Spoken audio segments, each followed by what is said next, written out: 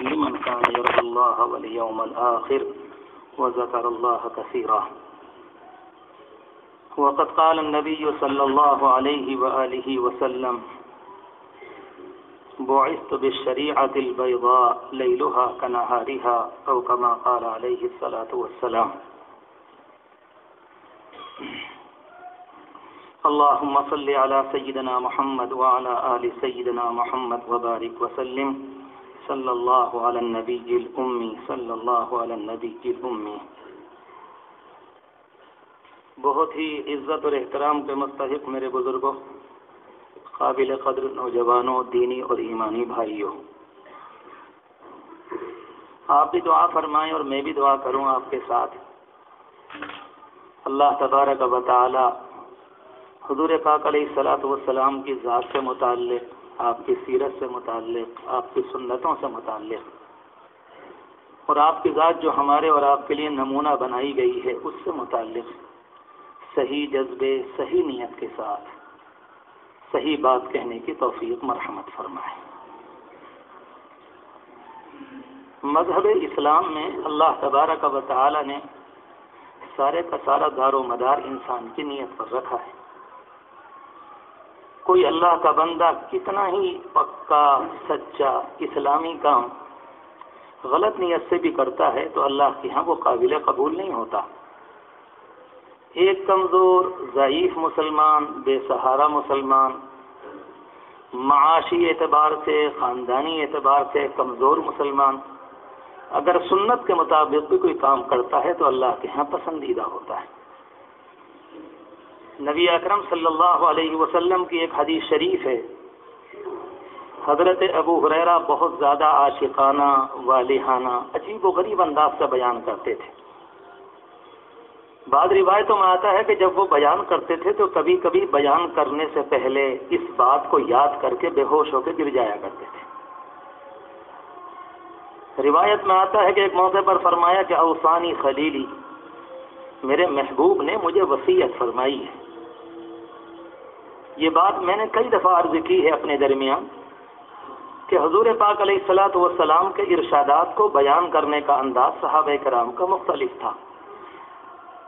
جیسے ہمارے زمانے میں کوئی بچہ کہتا ہے میری ماں کا کہنا ہے، اور جس بچے کو اپنی امی سے زیادہ محبت ہوتی ہے تو وہ کہتا ہے کہ میری پیاری ماں یہ کہتی ہے. صحابہ کرام کا معاملہ بھی کچھ ایسا ہی تھا. وہ اللہ کے بندے کبھی کبھی اپنی محبت کے جذبے میں آ کر یوں فرمایا کرتے تھے، اوصانی خلیلی، میرے حبیب میرے محبوب نے یہ وصیت کی ہے. کبھی روایت میں ملتا ہے اوصانی الصادق المصدوق، سچے اور اللہ کی طرف سے جو سچے قرار دیے گئے انہوں نے فرمایا ہے. بڑا عجیب و غریب انداز ہے. کیا کریں، دل کے اندر وہ تپش، وہ شعلہ، وہ محبت، وہ گہرائی نہیں تو پھر صحابہ کرام کے جملے بھی آسانی سے سمجھ میں نہیں آتے. تو ایک موقع پر فرمایا کہ حضور پاک صلی اللہ علیہ وسلم کا ارشاد ہے کہ رب العالمین کل میدان قیامت میں ایک قاری کو، ایک شہید کو، ایک حافظ قرآن کو، ایک سخی انسان کو لے کر آئے گا اور رب العالمین معلوم کرے گا کہ تم نے کیا کیا، قرآن پر کتنا عمل کیا، جان دی تھی اس کا کیا کیا، مال دیا تھا اس کا کیا کیا. وہ کہے گا کہ اللہ آپ کے راستے میں قربان کر دیا، قرآن آپ کے لیے پڑھا، مال آپ کے لیے خرچ کیا، جان کا نذرانہ آپ کے دین پر لگا دیا. رب العالمین فرمائے گا یہ سب تم نے اپنے نفس کے لیے کیا ہے. وہ علام الغیوب ہے، وہ دلوں سے واقف ہے. میں اور آپ اپنے دل سے جتنے قریب ہیں اللہ خود فرماتا ہے میں اس سے بھی زیادہ قریب ہوں. میرے دل سے میری رگیں جتنی قریب ہیں، اللہ کہتا ہم اس سے بھی زیادہ قریب ہیں۔ وَنَحْنُ أَقْرَبُ إِلَيْهِ مِنْ حَبْلِ الْوَرِيدِ، ورید ان رگوں کو کہتے ہیں عربی زبان میں جو نظر نہیں آتی۔ بعض وہ ہیں جو ہلکی ہلکی نیلی ہمیں اور آپ کو ہاتھ میں نظر آتی ہیں، ان کے اندر باریک اور بھی ہوتی ہیں جو گوشت کی گہرائیوں میں ہوتی ہیں، وہ نظر نہیں آتی۔ رب العالمین فرماتا ہے کہ ہم تو اس سے بھی زیادہ قریب ہیں۔ مشرکین مکہ کہا کرتے تھے کہ رب العالمین کیسے اٹھائے گا جب مر جائیں گے، ریزہ ریزہ ہو جائیں گے۔ ایک موقع پر رب العالمین نے فرمایا کہ تمہارے انگوٹھے میں جو لکیریں ہیں ہم ان کو اسی طرح دوبارہ اسی طرح بنانے پر قادر ہیں، ان نسوی بنانا، ہم اس کو ایسے ہی بنا دیں گے۔ یہ سارے سوالات اس زمانے میں ہوتے ہیں یا اس اللہ کے بندے کے ذہن میں آتے ہیں جس کو رب العالمین کی معرفت نہیں، جو رب العالمین کو ٹھیک سے پہچانتا نہیں۔ اور جب رب العالمین کے علم کا بھی ہو، اس کی معرفت کا بھی پتہ ہو، اسے جانتا ہو، تو پھر اس طرح کے گندے سوالات کسی کے ذہن میں نہیں آتے۔ میں نے اس لیے بات عرض کی کہ آج کی مجلس میں اور ہمیشہ دین کے اندر یہ بات یاد رکھیں کہ جو کام ہو وہ اللہ کے لیے، مسئلہ نفس کا نہیں ہے، اپنی خواہشات کو جذباتی انداز میں بیان کرنے کا نہیں۔ اللہ کے رسول علیہ الصلوۃ والسلام ایک پیارے دین پر ڈال کر گئے تھے، اس دین پر عمل کرنے کا ہے۔ اور قرآن مجید تو یہ کہتا ہے ان الذین آمنوا والذین ہادوا والصابئون والنصارى، گویا کہ قرآن مجید میں یہ فرمایا کہ جو ایمان لائے، چاہے یہودی ہوں وہ اللہ کا بندہ ایمان لے آئے، عیسائی ہوں کہ وہ اللہ کا بندہ ایمان لے آئے، کوئی بھی ہو، فرمایا کہ من آمن منہم، جو صحیح معنی میں ان میں سے کوئی ایک بھی اسلام میں داخل ہو جائے، اللہ فرماتا ہے ہمارے ہاں کامیابی اس کے لیے ہے۔ گویا کہ جنت کسی کے باپ کی میراث نہیں ہے، کسی کے باپ کی ٹھیکیداری میں نہیں۔ کوئی ایک اللہ کا بندہ بھی نہیں کہہ سکتا، میں اور آپ بھی نہیں کہہ سکتے، ہمارے جو بڑے بڑے اکابر گزرے وہ بھی نہیں کہہ سکتے۔ صحابہ کرام میں چوٹی کے صحابہ کہا کرتے تھے ہم کیسے کہیں کہ اللہ تبارک و تعالیٰ کے ہاں ہمارے ساتھ کیا معاملہ ہوگا۔ حضرت عمر فاروق رضی اللہ تعالیٰ عنہ کا یہ جملہ تاریخ میں ملتا ہے، اے اللہ میں تو اس پر بھی راضی ہوں آپ مجھے جنت کے پتوں کا سایہ ہی دے دیں، میں اپنے اعمال کو ویسا نہیں پاتا جس طرح کے اعمال آپ نے قرآن مجید میں بیان کیے ہیں۔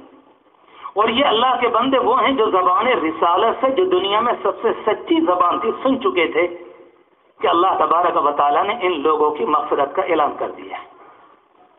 بہرحال جب کبھی ربیع الاول کا یہ مہینہ آتا ہے اور یہ والا دن آتا ہے، طبعی فطری طور پر ایک اللہ کے بندے یا بندی مسلمان کو حضور پاک علیہ الصلوۃ والسلام یاد آتے ہیں۔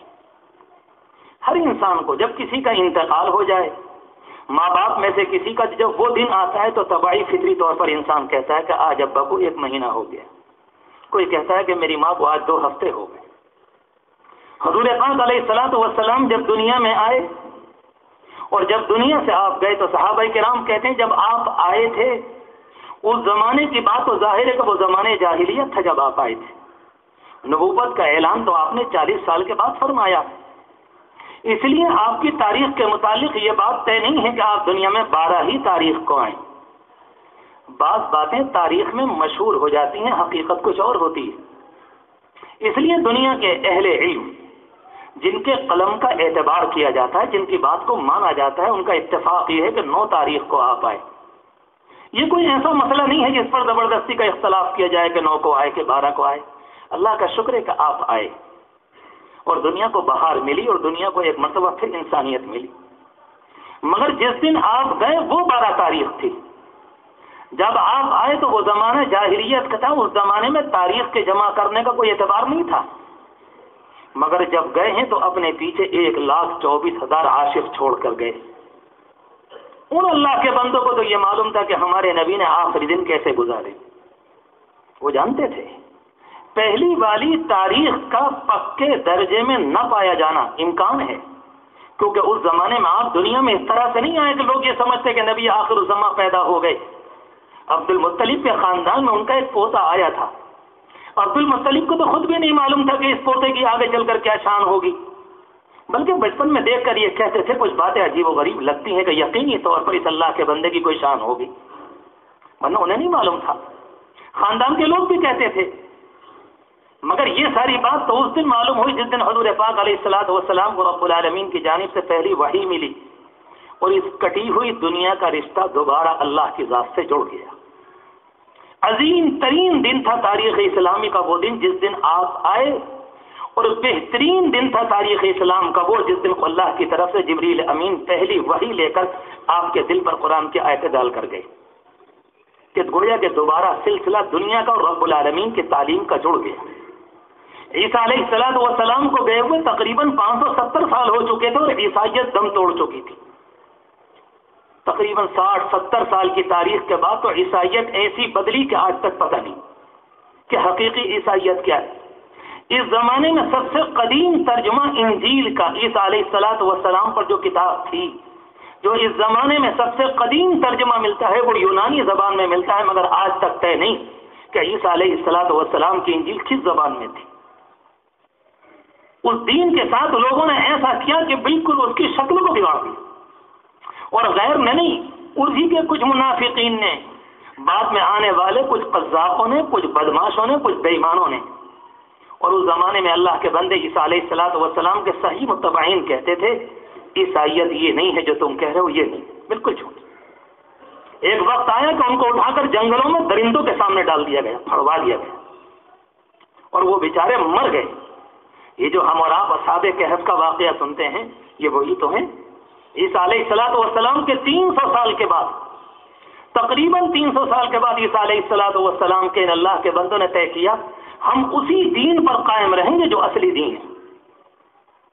مگر جب بادشاہ کی جانب سے یہ اعلان ہوا کہ نہیں، تمہیں انکار کرنا پڑے گا، تمہیں گردن کو جھکانا پڑے گا، تمہیں بت پرستی کرنی پڑے گی، پرانے دین کو چھوڑنا پڑے گا، نہیں، ایک اللہ کا بندہ نکل کر آیا، دوسرا، تیسرا، چوتھا، پانچواں، چھٹا، ساتواں جنگل چلے گئے۔ ان اللہ کے بندوں کو معلوم بھی نہیں تھا کہ یہ کیوں نکل کر آیا اور یہ کیوں نکل کر آیا، کہ یہ کون ہے۔ یہ ساتوں آپس میں دوست نہیں تھے، سمجھدار تھے، باشعور تھے، حقیقت کو سمجھتے تھے۔ دل بے چین تھا کہ جو کچھ ہو رہا ہے کہ یہ صحیح نہیں ہے۔ اس بنیاد پر نکل کر آئے، اور ایک اللہ کا بندہ دوسرے کے سامنے جب کبھی جنگل میں ملا، ملاقات ہوئی تو بالکل خاموش ہے۔ آپ کون ہے؟ کہ بس اداس ہے۔ آپ کون ہے؟ کہ اداس۔ کہا کہ سچ بتاؤ کہ کیوں آئے ہو شہر سے نکل کر۔ کہا کہ وعدہ کرو کسی سے کہو گے نہیں۔ کہا کہ ٹھیک ہے۔ کہا کہ درخواست صرف اتنی ہے کہ میری بات کسی کو پہنچانا مت، اور اندر کی بتاتا ہوں کہ جو کچھ دنیا میں دین چل رہا ہے ہمارے نبی کا اس دین سے کوئی تعلق نہیں، یہ بے ایمانی اور قذاب کی لٹیرا بن۔ کہا کہ یہی درد مجھے بھی لے کر آیا ہے۔ ایک نے کہا، دوسرا، تیسرا، چوتھا، پانچواں، اور جب نکل کر آئے، کبھی کبھی حالات دنیا میں ایسے آتے ہیں جب انسان یہ دیکھتا ہے کہ میں کمزور پڑ رہا ہوں، اور حضور پاک علیہ السلام کی زندگی میں ایسے نمونے بہت ملتے ہیں۔ ہر موقع پر بھیڑنے کی بات نہیں کہی جاتی، جو لوگ کہتے ہیں غلط کہتے ہیں۔ قرآن و حدیث پر جب کامل مکمل نگاہ ہوگی تو اللہ کا بندہ ایسی نامعقول باتیں نہیں کرتا کوئی۔ جب دیکھا کہ ہمارے ایمان کے لالے پڑے ہوئے تو نکل کر باہر کو آ گئے اور اپنے آپ کو بچا لیا۔ اللہ کو ان کی یہ ادا اتنی پسند آئی کہ رب العالمین نے رہنمائی فرمائی، ایک غار کے اندر چلے گئے، اور جانے کے بعد لیٹے تو نیند آ گئی، اور نیند 1-2 دن نہیں، وہ اللہ جو بستروں پر انسان کو سلاتا ہے، اس اللہ نے بغیر بلینکٹ، بغیر گدے کے، بغیر کسی ٹیبلیٹ کے، بغیر کھانے اور پینے کے، قرآن کی سب سے بڑی گواہی کے مطابق ان اللہ کے بندوں کو 309 سال سلایا ہے۔ تم ہمارے نام پر آئے ہو، ہم دیکھو کہ تمہارے ساتھ کیا کرتے ہیں۔ جو میرے جوان بیٹھے میں ان سے یہی کہنا چاہوں گا اس وقت اپنے آپ سے پہلے کچھ اللہ کے نام پر طے کر لو کہ پھر دیکھو کہ رب العالمین کتنی قدر سے دیکھتا ہے۔ اللہ کی قدرت، اللہ کا نظام کہیں نہیں گیا۔ سنت اللہ فی الذین خلو من قبل، یہ رب العالمین کا قانون ہے، جو پہلے بھی ہوا، بعد میں بھی ہوا، اب بھی ہوگا، قیامت تک ہوگا۔ کبھی کبھی ہمارے نوجوان آ کر ہم سے کہنے لگتے ہیں مولوی صاحب بھیڑ بہت تھی، کیوں پریشان ہوتے ہو جی؟ ایک اللہ کا بندہ قرآن مجید کی زبان کے مطابق وَلَعَبْدٌ مُؤْمِنٌ خَيْرٌ مِّن مُشْرِكٍ، دنیا میں کھربوں انسان بددین ہو جائیں، اللہ کی نگاہ میں ایک اللہ کا بندہ بہتر ہوتا ہے۔ کیوں؟ اس میں کون سی بات ہو گئی؟ جو ریشو بددینی کا اس زمانے میں، یہی ریشو آج سے 200 سال پہلے تھا، یہی تناسب، اور تقریباً بے ایمانی کا اس زمانے میں جو اس زمانے میں ہو رہا ہے، حضور پاک علیہ الصلوۃ والسلام کے زمانے میں بھی یہی تھا۔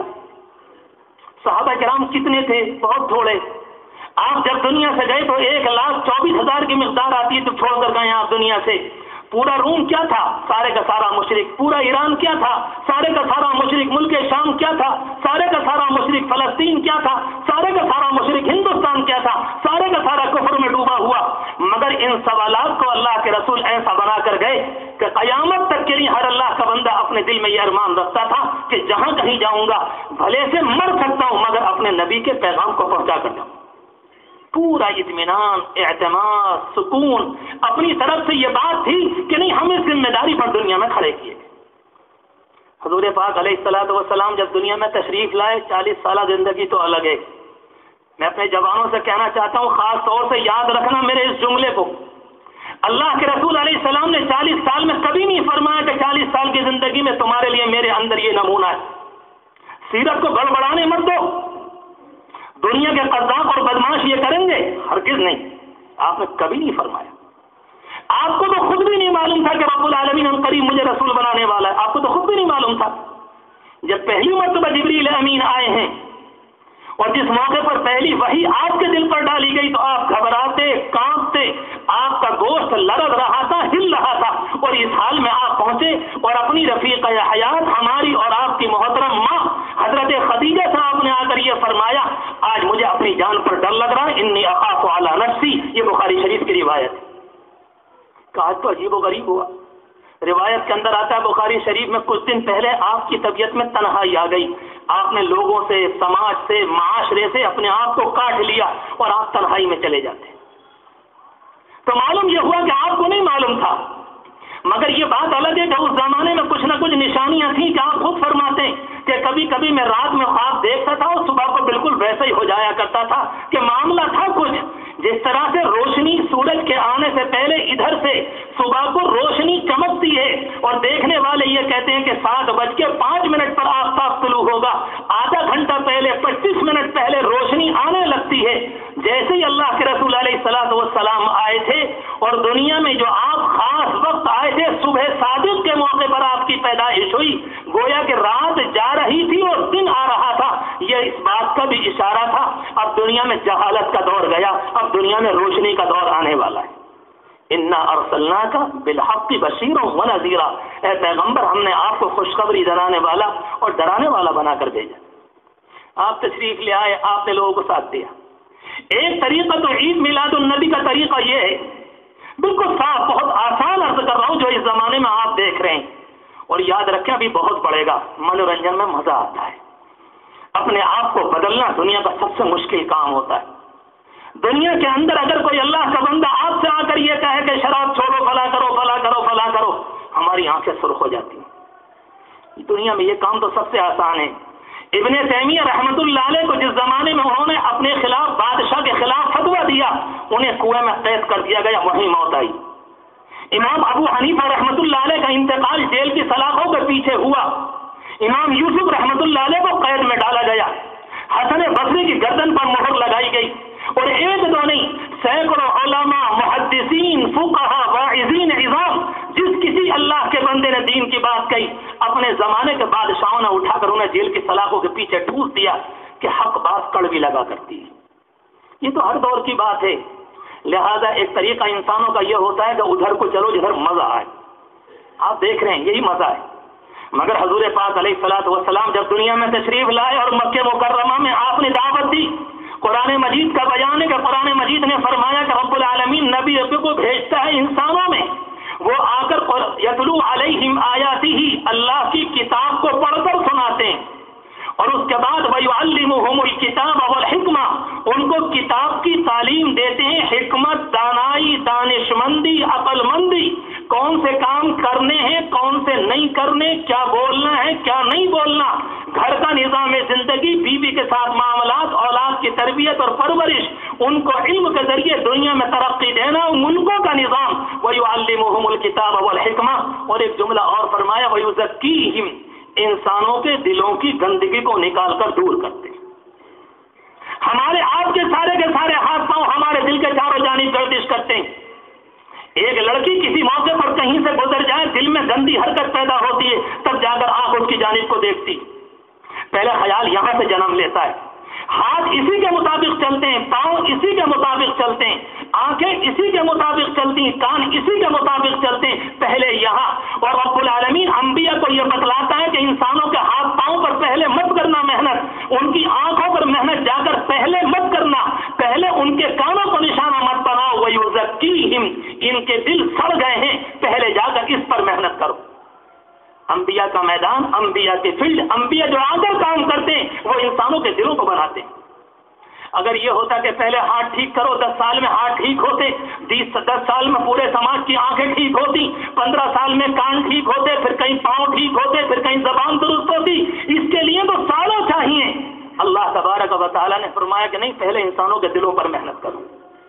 آپ نے دل پر محنت کی، اور جب یہ چمک گیا، اتنا چمکا کہ اندر سے آواز آنے لگی. صحابہ کرام کے تقریباً 13 سوالات قرآن مجید میں موجود ہیں. حضرت عائشہ فرماتی ہیں وہ قوم جو اپنے آپ کو شراب کا اتنا عادی بنائے ہوئے تھی کہ اگر رسول علیہ السلام شروع میں ان سے کہتے کہ تم شراب کو چھوڑ دو، 1 منٹ کو چھوڑنے کو تیار نہیں. مگر جب دل کا تزکیہ ہوا، صاف کیا، گندگی نکالی، وہ اللہ کے بندے آ کر خود معلوم کرتے ہیں کہ اللہ کے رسول شراب کے متعلق کیا خیال ہے. اللہ اکبر صلی اللہ علیہ وسلم. کتنا بڑا معاملہ ہے. یسألونک عن الیتامی، مشرکین مکہ جو دن رات یتیموں کا مال کھا رہے تھے، جب قوم تیار ہو گئی تو وہی لوگ آ کر یہ کہتے ہیں کہ اللہ کے رسول یتیموں کے متعلق آپ کا دین کیا کہتا ہے. یسألونک ماذا ينفقون، ہم اللہ کے راستے میں کتنا خرچ کریں، آپ کیا فرماتے ہیں. یسألونک عن المحیض، جو عورتیں ناپاکی کے زمانے میں ہوتی ہیں، ہم ان کے ساتھ معاملات کس طریقے پر کریں. دنیا کی سب سے گندی، سب سے گھناؤنی، سب سے ناپاک، سب سے سنگدل اور اپنے آپ کو گندگی میں ڈوبے ہوئے حضور پاک علیہ السلام کے زمانے کے لوگ تھے، اور آپ نے ان کو اتنا چمکایا کہ اندر سے آواز آ رہی ہے. اللہ کے رسول اب فرمائیے ہم کیا کریں اور کیا کریں اور کیا کریں. اس کو دین اور دل کا تزکیہ، دل کی صفائی کہا جاتا ہے. مکہ مکرمہ میں 13 سال گزرے، لمبی تاریخ میں اس میں نہیں جاتا، جمعہ کا وقت نماز بھی ادا کرنی. صرف ایک دو باتیں عرض کرتا ہوں مکہ مکرمہ سے متعلق. ہم اور آپ ہندوستان میں ہیں، جو میرے جوان بھائی محبت میں آئے میں ان سے کہنا چاہتا ہوں، مکہ مکرمہ کے حالات اور ہندوستان کے موجودہ حالات ہمارے اور آپ کے کسی نہ کسی درجے میں میل کھاتے ہیں. وہاں اسلام نیچے تھا، کفر بلند تھا. یہاں بھی کسی درجے میں مشابہت پائی جاتی ہے، 100% تو نہیں. یہاں بھی اسلام کسی درجے میں نیچے ہے اور اسلام کے علاوہ کفر بلندی پر. یہاں ہمارے پاس طاقت نہیں ہے، یہاں ہمارے اور آپ کے پاس باقاعدہ عملی طور پر 100% عمل کر لیں. بعض چیزوں میں مسائل سامنے آتے ہیں اور بعض چیزوں میں ہمارا نفس مسائل کو کھڑا کرتا ہے. اس زمانے کے اعتبار سے حضور پاک علیہ السلام کا طریقہ، آپ کا کردار کیا ہے، یہی آپ کی آمد ہے اور یہی بات سمجھنی. مکہ مکرمہ میں 13 سال زندگی کے زمانے میں حضور پاک علیہ السلام پر کچھ لوگ ایمان لائے. 7ویں سال میں مکہ مکرمہ میں نبوت کے 7ویں سال سے لے کر 9 سال تک 3 سال کا بائیکاٹ کیا گیا آپ کا. اور اس زمانے میں صحابہ اکرام کو مارا گیا، اس زمانے میں پیٹا گیا، گھسیٹا گیا. مگر پوری تاریخ میں یاد رکھنا، اپنے آپ سے بھی کہہ رہا ہوں اور آپ سے، یہ میرے بزرگ بیٹھے ہیں، آپ سے کہنا چاہتا ہوں، پورے مکہ مکرمہ کی 13 سالہ تاریخ میں کوئی ایک مشرک کافر یہ نہیں کہہ سکتا کہ حضور پاک علیہ السلام کے ماننے والے اور ان کے وفادار زبان کے جھوٹے اور کردار کے داغدار ہوتے، ایک بھی نہیں کہے گا. دین اور ایمان کے اعتبار سے دشمنی آخری تھی، مگر جب مسئلہ کردار کا آتا تو آپس میں یہ کہتے تھے کہ محمد کے ماننے والوں سے بڑھ کر دنیا میں کوئی نہیں ہوتا. جیت لوگے رب کعبہ کی قسم، اگر حضور پاک علیہ السلام کے دین پر صحیح معنوں میں عمل کر لیا، ہندوستان میں بازی مار لوگے. دنیا تیار بیٹھی ہوئی ہے دیکھنے کے لیے کب یہ غلام اللہ کے رسول کی سیرت پر آئے. زبان جب آخر سے کچھ نہیں ہوا کرتا، نعرے چلانے سے کچھ نہیں ہوتا، جھنڈوں کی بلندیوں سے کچھ نہیں ہوتا، ایک اللہ کا بندہ بھی متاثر نہیں ہوتا. مگر اللہ کے رسول علیہ السلام کے زمانے میں، مکے کے دور میں، ابو سفیان جو اس زمانے کے لیڈر ہیں، قائد ہیں، کافروں میں سے ہیں، اس زمانے میں ملک شام گئے اور ملک شام میں ان کو روم کا بادشاہ ملا اور روم کے بادشاہ نے کہا کہ دیکھ کر آؤ یہاں کی منڈی میں کوئی انسان مکے کا آیا ہوا ہو تو ملاقات بلا کر لاؤ. ان کو بلایا گیا اور بادشاہ نے کہا کہ ہم نے یہ سنا ہے کہ تمہارے ہاں کسی انسان نے نبوت کا دعویٰ کیا ہے، ذرا میں کچھ معلوم کرنا چاہتا ہوں. کس سے پوچھ رہے ہیں؟ ابو سفیان سے. کون ہیں؟ اللہ کے رسول کے دشمن ہیں پکے. اور پوچھنے والا بھی غیر مسلم ہے، عیسائی، اور جس سے معلوم کیا جا رہا ہے مکے کا آخری دشمن ہے. فرمایا تمہارے ساتھ کتنے لوگ ہیں قبیلے کے؟ کہا جی بہت ہیں. بادشاہ کا ذہین ترین، اس نے لائن سے لے کر وہاں سے سب سے پہلے انہیں کھڑا کیا، اس کے بعد دوسرے کو، تیسرے کو، چوتھے کو، پانچویں کو، اور کہا کہ لوگوں جو تم ان کے ساتھ آئے ہو، میں ان سے کچھ سوال کرنا چاہتا ہوں. اگر یہ جھوٹ بولے تو تم ان کو بتا دینا کہ جھوٹ بول رہے. عربوں کے مزاج میں جھوٹ نہیں تھا، عربوں کے مزاج کے اندر دغا بازی نہیں تھی. یہ ہندوستان کی پیداوار ہے، یہ عربوں کا مزاج نہیں تھا. اور پوچھا کہ یہ بتاؤ کہ وہ نبی تمہارے یہاں آئے ہیں کہ ہاں آئے. دوسرا سوال یہ ہے کہ ان سے پہلے کوئی نبی خاندان میں ہوا؟ کہا کہ کوئی نہیں ہوا. سچی بات ہے. کہا کہ یہ بتلاؤ کہ سچائی کا حکم دیتے ہیں کہ برائیوں کا؟ کہا کہ سچائیوں کا دیتے ہیں. کون کہہ رہا ہے؟ اپنے وقت کا سب سے بڑا دشمن اور حضور پاک علیہ السلام کے مقابلے کا اپنی قوم کا لیڈر. لیڈروں کی بات معمولی نہیں ہوتی. یہ کردار کی گواہی دی جا رہی ہے. جہاں اللہ کے رسول نہیں ہیں، جہاں صحابہ نہیں ہیں، ملک شام میں اسلام نہیں ہے، کوئی اللہ کا بندہ نہیں، مگر ایک پوچھنے والا عیسائی بادشاہ اور آپ کے پکے دشمن سے معلوم کر رہا ہے، مگر کردار کی سچائی ہے جو 7 سمندر پار سچ بولنے پر مجبور کر رہی کہ نہیں. حقیقت تو یہی. اور سوال کیے اور سوال کیے اور کیے، اور ایک سوال اس کے آخر میں یہ کیا، انہوں نے کبھی تمہیں دھوکہ دیا؟ کہ دھوکہ کبھی نہیں دیا. پوری باتیں معلوم کی ہیں. ہم صرف یہی عرض کرنا چاہتے ہیں، اس واقعے کی تفصیل میں نہیں جاتے کہ یہ کیا چیز تھی، کس چیز نے ان کو مجبور کیا ہے. جس دن اللہ کے رسول علیہ السلام نے مکے سے مدینہ منورہ ہجرت فرمائی، اس دن حضرت علی کو اپنے بستر پر چھوڑ کر گئے اور کہا کہ یہیں لیٹنا. ایک طرف تو علی کا کردار، وہ بلندی، وہ تابعداری حضور پاک علیہ السلام کی یہ ہے کہ آج میں اس در پر مر سکتا ہوں، مگر کچھ بھی ہو جائے اللہ کے رسول کا حکم ہے. اور دوسری بات کیا تھی کہ جتنی امانتیں مشرکین مکہ کی تھیں، کہا کہ ٹھیک ہے علی، ان کو تم ادا کر کے آنا. ایک طرف تو قوم کا حال یہ ہے کہ نکلنے پر مجبور کیا ہے کہ تم یہاں سے چلے جاؤ، اور دوسری جانب پیغمبر کا کردار یہ ہے وہ آپ کی امانتیں آپ کو واپس کر کے جا رہے ہیں. کل کو لوگ یہ نہ کہیں کہ محمد چلے گئے، ہماری امانتوں کو اٹھا کر لے گئے. کچھ تو سوچو کہ معاملہ ہے کیا. اور ایک بات عرض کروں، اللہ تبارک و تعالیٰ نے آپ کو کس جگہ بھیجا؟ مکہ مکرمہ میں. سعودی عرب کے اندر ایسے لوگ تھے جن کو قرآن کریم امی کہتا، ان پڑھ کہتا، بالکل بے پڑھے لکھے جاہل، انہیں کچھ نہیں آتا تھا. ایسی قوم کے اندر آپ کو اتارا گیا. ایک جانب ملک ایران ہے، اس زمانے میں وہاں تعلیم تھی. ایک زمانے میں وہاں پر ملک روم میں وہاں بھی تعلیم تھی. اور مدینہ منورہ کے چاروں جانب بڑے بڑے لمبے چوڑے قبیلے، اور خیبر میں یہودی آباد تھے. ان کے مدرسے، ان کی عدالتیں، ان کے اسکول موجود تھے. اللہ نے اپنے نبی کو وہاں نہیں بھیجا بلکہ جاہلوں میں بھیجا، تاکہ قیامت تک کوئی انسان یہ نہ کہے کہ مکہ مکرمہ کے علاوہ روم اور ایران میں آ گئے، پڑھی لکھی قوم مل گئی، لہذا بنا کر چلے گئے. کون سا کمال ہو گیا؟ اللہ کے رسول علیہ السلام نے انسانیت کو جانوروں کے مقام سے اٹھا کر اوپر پہنچایا، آسمانوں کی بلندی کے اوپر. ایسا میدان دیا گیا. 13 سال کے اندر سب کچھ ہوا، اور سارے کے سارے لوگ آپ کے کردار سے آخری درجے متاثر. صحابہ کرام کا معاملہ بھی یہی تھا 100%. جس دن آپ نے ہجرت فرمائی اس سے کچھ پہلے حضرت صدیق اکبر ہجرت کرنے لگے. تاریخ تو یہ بتلاتی ہے کہ جس دن آپ گئے حضرت صدیق اکبر کو ساتھ لے کر گئے، مگر کچھ زمانے پہلے حضرت صدیق اکبر نے ارادہ کر لیا تھا کہ مجھے چلے جانا ہے. حضرت صدیق اکبر نے سامان اٹھایا.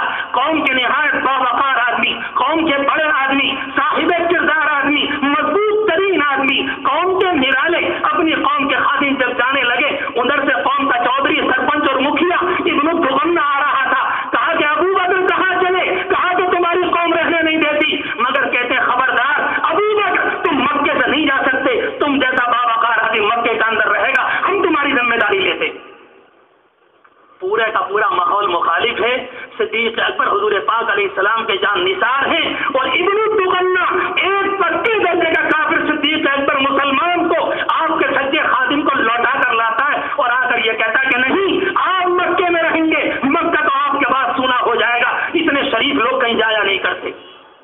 اگر کوئی اللہ کا بندہ یہ چاہے کہ ہندوستان کو متاثر کرنا ہے تو طریقہ یہ.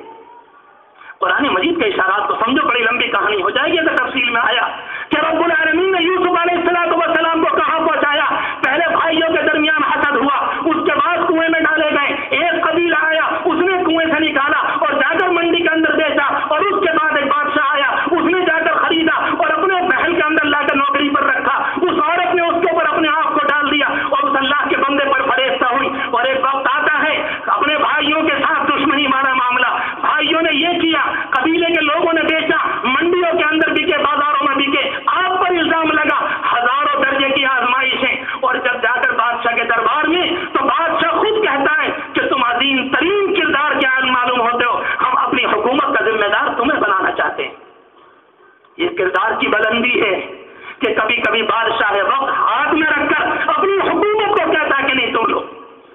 یوسف علیہ السلام کیا فرماتے ہیں؟ اجعلنی علی خزائن الارض، نہیں، زمین کے خزانے کا ذمہ دار بنا دو تاکہ امت میں انسانوں میں کوئی بھوکا نہ رہے، غریب بھی میرے پاس آئے گا اس کو بھی راشن ملے گا، امیر آئے گا اس کو بھی ملے گا، دنیا کے اندر ایک دوسرے کے اندر ذخیرہ اندوزی کا نظام یہ ختم ہوگا، باقی نظام کو تم جانو، انسانوں کی روزی اور روٹی کا ذمہ دار مجھے بناؤ تاکہ ہر ایک کو وقت پر روزی مل جائے۔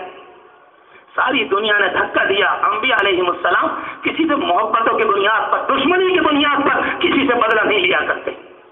مکہ مکرمہ کی اتنی لمبی چوڑی زندگی 13 سال کی، آپ تشریف لے گئے، مدینہ منورہ پہنچے، مدینہ منورہ میں یہود بھی تھے، آگے جا کر منافقین نے جنم لیا، سال کے پہلے اگلے سال میں 2 میں غزوہ بدر ہوا، اور غزوہ بدر میں آپ صحابہ کرام کو لے کر گئے، اور وقت مطلب کیا تھا، آپ خود تشریف لے گئے، 313 ہیں، اور ایک طرف 1000 کا لشکر جرار جو اپنے سینے پر ان کے لیڈر شدر ملک کے پر لگا کر آئے تھے، اور وہ یہ کہہ رہے تھے مکے کے رہنے والے کمزور بے سہارا، یہ سارے کے سارے لوگ مکے سے نکل کر آئے، ہم نے بارہا ان کو مارا ہے، بارہا ان کو پیٹا ہے، بارہا ان کو گھسیٹا، تو دیر لگے گی، چند گھنٹوں کی بات ہے، سب کو موت کی نیند سلا دیں گے، پھر مدینے کے اوپر ہمارا جھنڈا لہرائے گا۔ اللہ کے رسول علیہ السلام 313 کو لے کے نکلے۔ ہم ہندوستان میں اپنے بازاروں میں، اپنی منڈیوں میں، اپنے گھروں پر، میرے دوستوں سیرت کو سمجھو، سیرت کو، اللہ کے لیے سیرت کو سمجھو، سیرت کی بنیاد پر کامیابی، اگر میرے اندر سیرت ہوگی تو انسان متاثر ہوں گے، دنیا سیرت سے متاثر ہوتی ہے، زبانی لنگرانیوں سے نہیں، دنیا کردار سے۔ کیا بات تھی کہ شیخ علی حمدانی کشمیر میں گئے، پورا کشمیر کا اسلام میں داخل ہو گیا، پرانے زمانے میں وہاں بدھ کے ماننے والے، ان سے پہلے عیسائیوں کے ماننے والے، یہ سارے اپنی جگہ الگ، ایک اللہ کا بندہ اپنے دل کی طرف اپنی ایمانی حرارت، ایمانی تپش کو لے کر گیا، اور لوگوں نے گالیاں دی، پی کر چلے گئے، لوگوں نے دھکے دیے، اس کو بھی پی لیا، کسی نے پھندا لگایا، اس کو بھی پی لیا۔ اے انسانوں، میں تمہیں جہنم سے نکالنے آیا ہوں۔ آج مدھیہ پردیش میں کون، آج یوپی میں کون، آج بہار میں کون، آج آسام میں کون ہے، مگر کشمیر میں جا کر دیکھ لیں، ایک اللہ کے بندے کی بنیاد پر پورا کشمیر اسلام میں داخل ہو گیا۔ نہیں، دل کی حرارت تو کچھ اور ہوا کرتی ہے۔ معین الدین اجمیری ہو، نظام الدین اولیاء ہو، معین الدین اجمیری کا نام بختیار کاکی ہو، اپنے زمانے کے بابا نور الدین ہو، صابر صاحب کلیری ہو، ان اللہ کے بندوں نے، ان پر فوج نہیں تھی، ان پر ساز و سامان نہیں تھا، تیغ و تبر نہیں تھے، ان کے پاس تلواریں نہیں تھی، مگر اللہ کے بندے اپنے اندر سنتوں کا نور رکھا کرتے تھے۔ اللہ کے رسول علیہ السلام مدینہ منورہ پہنچے، ہجرت کے دوسرے سال میں بدر کا واقعہ پیش آیا۔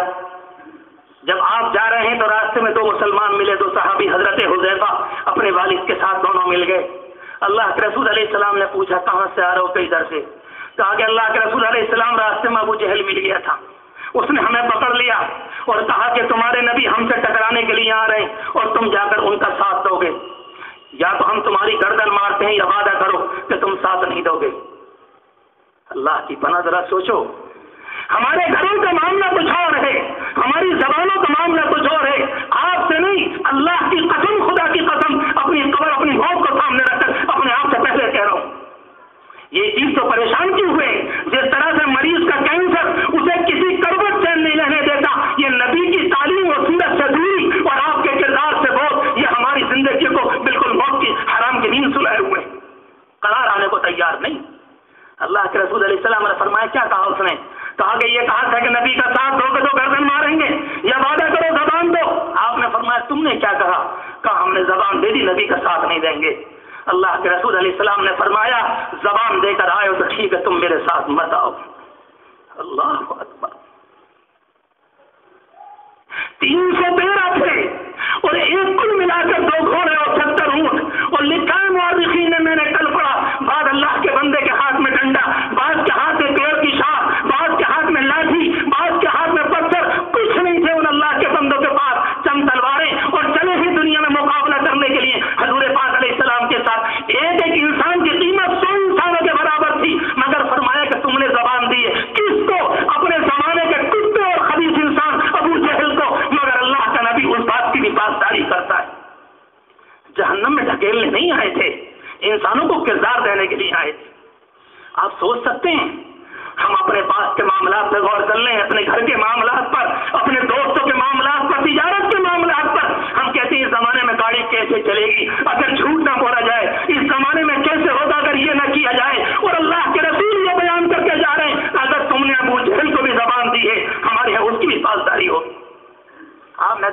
تشریف لے گئے، جا کر خیمہ لگایا گیا، رات بھر دعا کی۔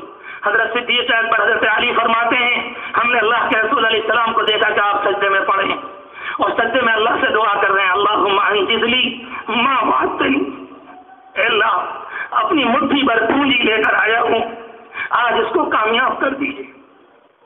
محدثین کہتے ہیں کہ آپ رو کیوں رہے تھے جبکہ خاتم النبیین تھے؟ سوچو مسئلے کو کہ کس بنیاد پر آپ کی آنکھوں میں آنسو آئے جبکہ معاملہ یہ تھا۔ محدثین کہتے ہیں آپ کی نگاہ اللہ کی شان بے نیازی پر تھی کہ اگر رب العالمین نے سب کو ختم کرا دیا اللہ کا کوئی ہاتھ پکڑنے والا نہیں۔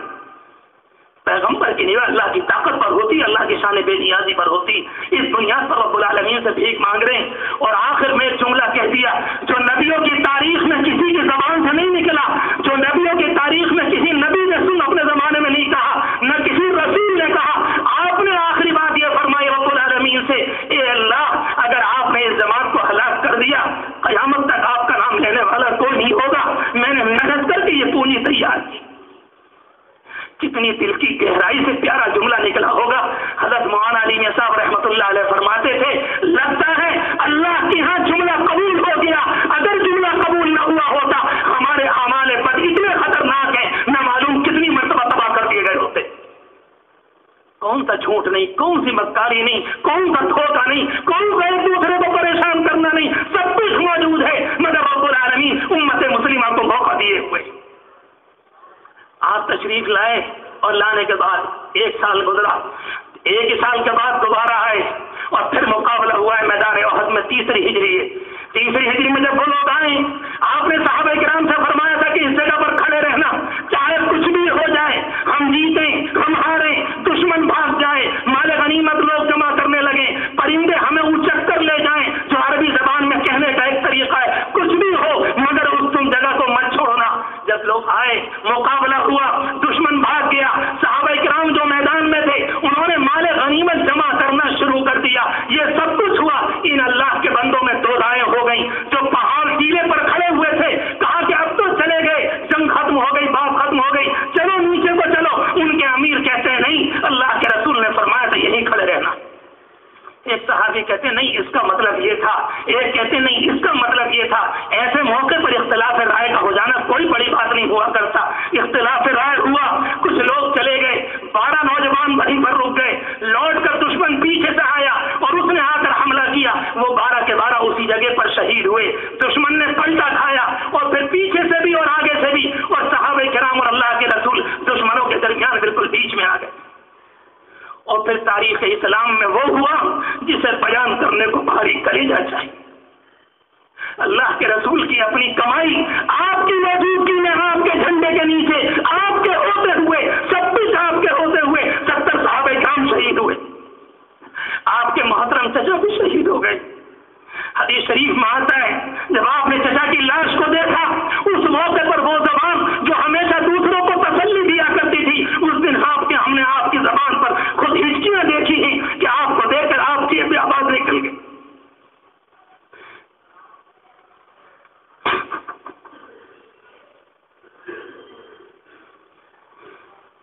یہ تاریخ اسلام ہے۔ حضور پاک علیہ الصلوۃ والسلام نے سارے صحابہ کرام کو دفن کروایا، لوٹ کے شام کو گھر آ گئے، اور گھر آنے کے بعد رات کو معلوم ہوا کہ دشمن دوبارہ مدینے پر حملہ کرنے والا ہے۔ اللہ کے رسول علیہ السلام نے فرمایا صحابہ سے، آج میدان جہاد میں جو میرے ساتھ تھے وہ سارے کے سارے دوبارہ نکلیں اور چلے اللہ کے راستے میں۔ ہم سے مسجد کو نہیں نکلا جاتا، ہم سے سچ نہیں بولا جاتا، ہم سے بیوی کے حقوق ادا نہیں ہوتے، ہم سے سود نہیں چھوٹتا، ہم سے جھوٹ نہیں چھوٹتا، اور وہاں اللہ کے رسول یہ فرما رہے ہیں چلو اللہ کے راستے میں۔ اور ایک صحابی کھڑے ہو کر یہ نہیں کہتے کہ اللہ کے رسول کم از کم پٹی مارنے کا موقع دیں، میری ٹانگ غائب ہے کچھ تو ٹھیک کر لوں، میرے ٹانکے لگ رہے ہیں، میری یہاں پر لوہے کو جلا کر اس زمانے میں جو داغنے کا رواج تھا وہ داغا جائے گا، یہ زخم ہے کمر پر اتنے زخم، کوئی کہتا ہے 15 ہیں، کوئی کہتا ہے 18 ہیں، کوئی کہتا ہے 5 اور 3 ہیں، مگر اللہ کے رسول فرماتے ہیں کہ سب کو چلنا ہے۔ ایک اللہ کا بندہ بھی نہیں ملا۔ دنیا کے لیڈروں نے ہمیشہ یہ کام کیا ہے، انسانوں کو بہکایا، گمراہ علماء نے انسانوں کو بہکایا، اور حضور پاک علیہ السلام کا کمال یہ ہے کہ آپ کو جوش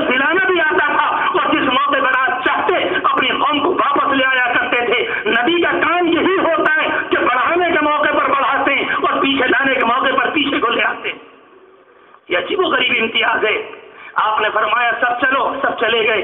مدینہ منورہ سے جا کر 8 میل فاصلے پر حمراء الاسد ایک جگہ ہے، وہاں جا کر قیام کیا. دشمن ڈر کر بھاگ گیا. ظہر کی نماز کا وقت تھا. ظہر کی نماز کے وقت آپ نے دیکھا دور سے ایک انسان آ رہا ہے اور اس کی کمر پر دوسرا انسان ہے. قریب آئے تو پتہ چلا کہ حضرت ابو رافع ہیں. آپ نے فرمایا کہ ابو رافع، ہم نے تو رات اعلان کیا تھا، تم صبح کو دیر سے کیسے آئے؟ کہنے لگے اللہ کے رسول، یہ میرا بھائی کل میدان جہاد میں تھا، اس کی ٹانگ کٹ گئی، اسے اپنی کمر پر مدینے سے رکھ کر لایا ہوں.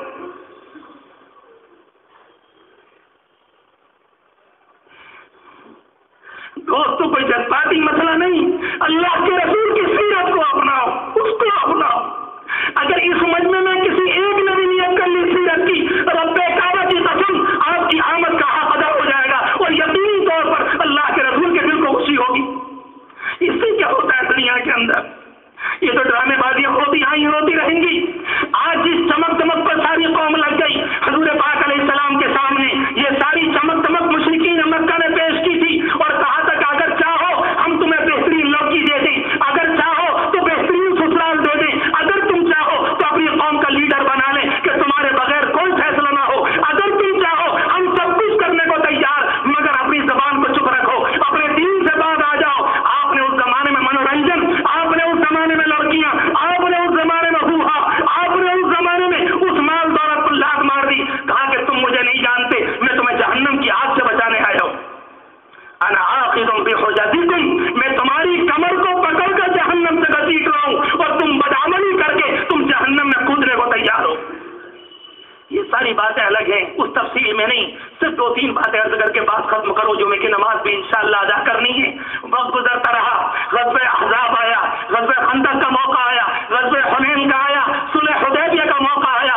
حضور پاک علیہ الصلوۃ والسلام صلح حدیبیہ میں آئے صحابہ کرام کو لے کر، اور یہ اسلام کی پہلی فتح تھی جس کو قرآن مجید نے فتح کہا ہے. مشرکین مکہ اس سے پہلے بات کرنے کو تیار نہیں تھے، آپ کو پارٹی ماننے کو تیار نہیں تھے، آپ کی جماعت کو جماعت ماننے کو تیار نہیں. کہا کہ کچھ نہیں، ہم آپ سے بات کرنے کو تیار نہیں. یہ تاریخ اسلام کا 6 ہجری میں اور ہجرت کے 6 سال یہ پہلا موقع ہے کہ مشرکین مکہ نے آپ سے بیٹھ کر بات کی. لمبی چوڑی داستان ہے، اس میں نہیں جاتا، اور بیٹھ کر بات یہ کہ ٹھیک ہے آج کے بعد آپ عمرہ کرنے آئے ہیں، لوٹ جائیے، آپ اگلے سال آئیں گے. دوسری بات یہ تھی کہ اگر مکے کا کوئی آدمی مدینے چلا جائے گا آپ فوراً واپس کر دیں گے، اور اگر مدینے کا کوئی آدمی یہاں پر آئے گا ہم اس کو واپس نہیں کریں گے. اور اللہ کے رسول فرماتے ہیں کہ یہ بھی منظور، مجھے یہ بھی منظور ہے، مجھے یہ بھی منظور. سارے صحابہ کرام ہل کے جا پڑے. حضرت صدیق اکبر عمر فاروق آپ کے پاس آئے. حضرت عمر فاروق پہلے صدیق اکبر کے پاس گئے، پھر حضور پاک علیہ السلام کے پاس، اور کہا کہ اللہ کے رسول اتنی دب کر کیوں صلح ہو رہی ہے؟ السنا علی دین الحق، کیا ہم حق کے ماننے والے نہیں؟ کیا آپ رسول پر حق نہیں؟ کیا رب العالمین رب پر حق نہیں؟ جب سب کچھ حق ہے اتنی دب کر کیوں صلح ہو رہی؟ آپ نے فرمایا میں نبی ہوں اللہ کا، تمہیں اپنی زبان کو خاموش رکھنا ہوگا. ہر وقت جذبات کی باتیں نہیں ہوا کرتی. انہوں نے پہلی مرتبہ مانا ہے جب یہ کہا گیا کہ مکے کا کوئی آدمی مدینہ جائے گا آپ نہیں روکیں گے. لوگ صاحب مکہ مکرمہ کے لوگ یہ سمجھے عجیب و غریب آدمی ہے، اتنی دب کر سنا کر رہا ہے، مگر آپ کو معلوم تھا جب مکے کا کوئی انسان مدینے میں آئے گا، مدینے کے سماج کو دیکھے گا، مدینے کے لڑکوں کو دیکھے گا، مدینے کے بوڑھوں کو دیکھے گا، مدینے کی عورتوں کو دیکھے گا، وہاں کی حیا کو دیکھے گا، وہاں کی پاکی کو دیکھے گا، وہاں کے کردار کو دیکھے گا. لوٹ کر آ کر کسی سے کہے نہ کہے اپنی بیوی سے یہ کہے گا کہ سن کان کھول کر جس طرح سے مکے کے لوگ محمد کو بیان کرتے ہیں، محمد ایسے نہیں ہے، اپنی آنکھوں سے دیکھ کر آیا ہوں. تم کیا جانو کہ یہ کیا چیز ہے، سیرت کس کو کہا جاتا ہے؟ حضور پاک علیہ الصلوۃ والسلام وہاں سے واپس کرتے، اور اگر کوئی آدمی مکے کا مدینے کا مکے آتا اور شرط یہ تھی کہ واپس نہیں کیا جائے گا، آپ تو چاہتے ہی تھے میرا کوئی تربیت یافتہ، میرا کوئی شاگرد تمہارے درمیان کچھ دن رہ تو لے، کم از کم تم اپنے پاس رکھو اسے، چاہے قیدی بنا کر چاہے کچھ بنا کر، تم کم از کم اپنے درمیان رکھو تو صحیح، تمہیں معلوم ہو جائے گا محمد کے عاشق اور محمد کے مت والے محمد کے نام نوا کیسے ہوا کرتے ہیں. تم رکھو تو صحیح اپنے درمیان. جیسے ہمارے جماعت والے کہتے ہیں کہ ہم تمہیں 3 دن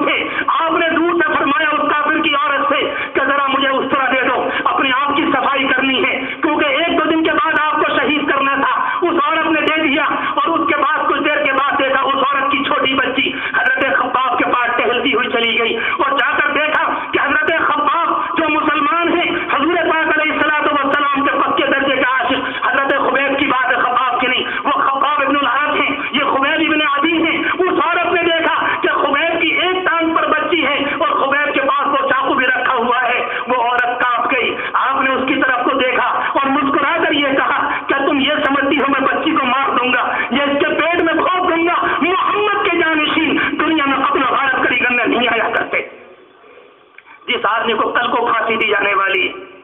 حضور پاک علیہ الصلوۃ والسلام نے صلح حدیبیہ فرمائی، اور صلح حدیبیہ فرمانے کے بعد جب آنے لگے، اچانک ایک صاحب حضرت ابو جندل، جن کا باپ ظالم تھا، مشرک تھا، کافر تھا، انتہائی مار تھا، اور ان کے صاحبزادے اسلام میں داخل ہو گئے۔ انہیں معلوم ہوا باپ نے پاؤں میں بیڑیاں ڈال دی تھی، کسی طرح سے کھسکتے ہوئے، کسی طرح سے چلتے ہوئے صلح حدیبیہ کے میدان میں آئے، اور حضور پاک علیہ الصلوۃ والسلام سے آ کر کہا اللہ کے رسول میرے باپ سے نجات دلا دیجیے، یہ دن رات مارتا ہے، پریشان کرتا ہے، اور میرا قصور یہ ہے کہ میں نے آپ کو نبی مانا ہے۔ سوچو کیسے لوگ ہوا کرتے تھے۔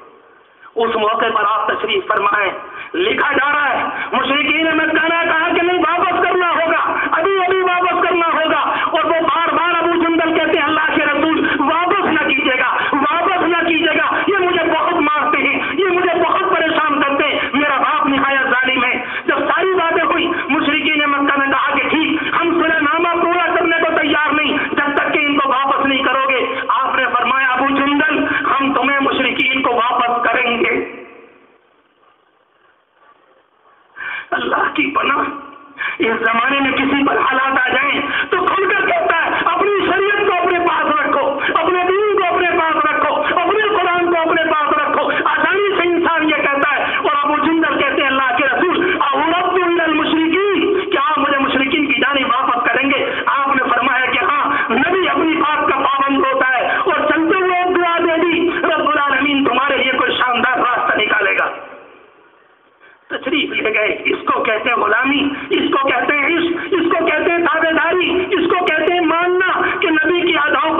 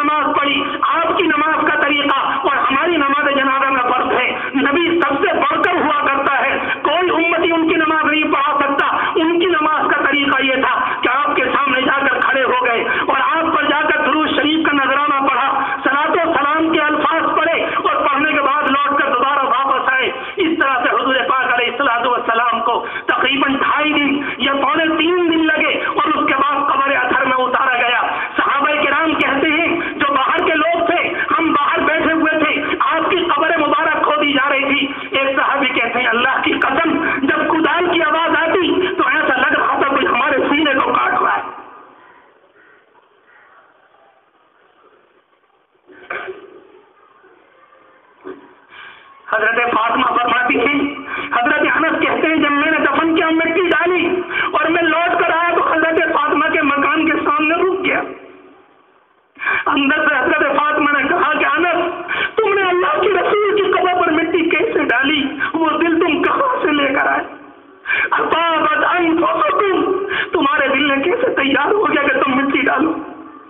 مگر وہ امت ایسی بنا کر گئے تھے، میرے جوانوں ہاتھ جوڑ کر کے ہم ہاتھ جوڑ کر اللہ کے لیے، اللہ کے رسول کے دین کے لیے، آپ کی عظمت کے لیے کہہ رہا ہوں، آج کے دن نیت کر لو کہ انشاءاللہ جھوٹ نہیں بولیں گے، انشاءاللہ غیبت نہیں کریں گے، انشاءاللہ نمازیں نہیں چھپا پڑھیں گے، نماز بالکل نہیں چھوڑیں گے، انشاءاللہ قرآن مجید کی تلاوت کریں گے، کسی کو نہیں ستائیں گے، کسی کا مال نہیں ماریں گے۔ اگر صبر یہ نیت کر لی، آپ لوگوں نے ان کی آمد کے حق کو ادا کیا اور واقعتاً آپ کے اس عمل سے اللہ کے رسول کو خوشی ہوگی۔ اور اگر سب کچھ ہو جائے اور آپ کے دین پر عمل نہ ہو تو کچھ نہ ہوا، کل اللہ کے رسول علیہ السلام میدان قیامت میں ملیں گے اور کہیں گے میں کیا کر کے آیا تھا اور تم کیا لے کر آئے ہو؟ یہاں سے واپس جاؤ، اپنی لڑکیوں کے کپڑوں کا خیال کرو، ان کے باہر کے نکلنے کو دیکھو، اپنے جوانوں کی آوارہ گردی کو دیکھو، ان کے غلط کاموں میں دیکھو، ان کو کام پر لگاؤ، ان کو تعلیم پر لگاؤ، انہیں بری مجلسوں سے بچاؤ، انہیں گندی سوسائٹی سے بچاؤ، انہیں گھر کے اندر رکھو کہ صحیح طریقہ جو اسلامی ہوا کرتا ہے اس کو عید میلاد النبی کہا جاتا ہے۔ ورنہ یاد رکھیں اگر یہ نہیں تو کچھ نہیں۔ ہمارے اور آپ کے اسلام میں ایک عید عید الفطر کہلاتی ہے، رب العالمین نے پورے احکام بیان فرمائے، یہ بقرہ عید کہلاتی ہے، پورے احکام بیان فرمائے۔ نبی کی آمد جو سنت والا ہوتا ہے وہ آج کے دن نہیں، ہر صبح اس کی میلاد النبی ہوتی ہے، ہر شام اس کی میلاد النبی، اس کا ہر مہینہ میلاد النبی۔ اگر وہ عمل کرے گا تو ایسا لگتا ہے اللہ کے رسول کے دل سے میں قریب ہوں اور اللہ کے رسول کی محبت نصیب ہے۔ اللہ آپ سب کو قبول فرمائے، اپنے نبی کی محبت نصیب فرمائے، اللہ ہمیں سچا پکا بندہ بنا لے، اللہ اپنی محبت نصیب فرمائے۔ 1-1.5 منٹ کی دعا کر لیں۔ اللہم صلی علی سیدنا محمد وعلی آل سیدنا محمد وبارک وسلم۔ رب کریم اپنی محبت نصیب فرما، اپنے نبی کی محبت نصیب فرما، دین پر عمل کی توفیق مرحمت فرما، پوری زندگی دین باقی فرما، پوری زندگی دین پر چلنے کی توفیق مرحمت فرما، پوری زندگی عمل کرنے والا بنا۔ جب میدان حشر میں جائیں آپ دیکھ کر خوش ہو جائیں، آپ دیکھ کر پانی پلا دیں، اپنے جھنڈے کے نیچے لے لیں اور آپ خوش ہو جائیں۔ اے اللہ ایسا منحوس ہونے سے بچا لیجیے اس مجمع کو، ان کے خاندانوں کو، ان کی عورتوں کو، ان کے جوانوں اور بچوں کو اور قیامت تک آنے والی نسلوں کو، جو آپ کے نبی کی دین کی رسوائی کا ذریعہ بنے۔ اے اللہ